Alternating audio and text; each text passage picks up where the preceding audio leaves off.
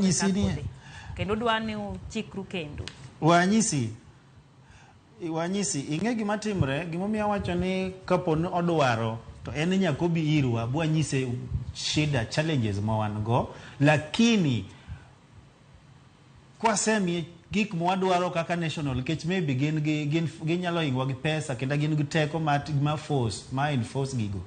wan kaka boda adwa nyisi nyaka sani wan gi kaka watiyo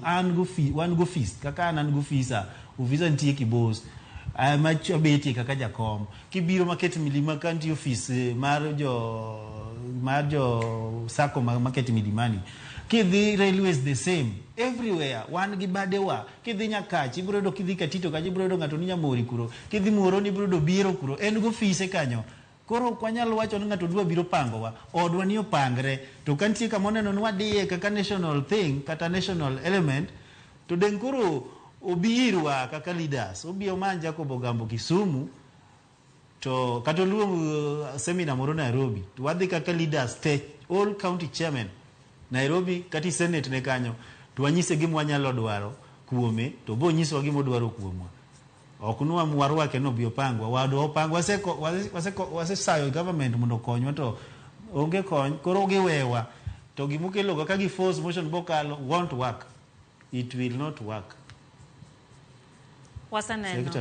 Wasaneno ka sectors mopogore moting'o nyaka jopuonj kaka iwacho ni nitiere bedi e county ka county gintiere gi nat kacha lakteche be nigi mekgi to ang'o moketo winjo ka gima unu dwano chikru kendo ka nitiere chike adieri matawo nyaka riwruoge ma pacho kae riwruoguni dibed ni en mara jo apiko yorgi koso nitiere chike bende muluwo mag piny owacho ma nitiere kuonde mudonjorwe gi sirikal koso mae madiped ni kelo pogruok e kindu gi piny owacho. Erokamano Lydia. Apani an kaka jakom ma Kisumu ok anya tieko 1 week koka dhi e police station kata kawuono antie central kiny nadhi central wan gi chike mwaluwo chike kata NTSA onge office ma deal gi road safety kata road kata traffic ma aonge gi contract gi to gionge gi contract wa momiyo boni alwale do wacho in the next every 3 months titero update ka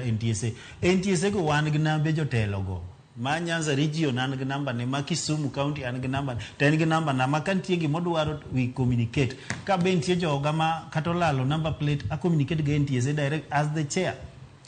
gik moko mang'eny kaka traffic issues traffic en ja boda nyaka bed gi license and we are forcing that watudre gi AA through their manager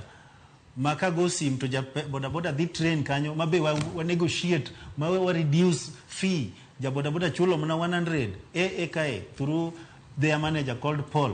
Koro gima ngato dwa biro mondo nyisa mondo watim kata no en ango mosega motion ango mosekele boda lokrok mane mosekonyo go boda emomiyo watamre gik bwana no boni elwele no okwanya yie ngama muoch gi gike no motion muno kelo kata kidhi kare ka viga kioka kamega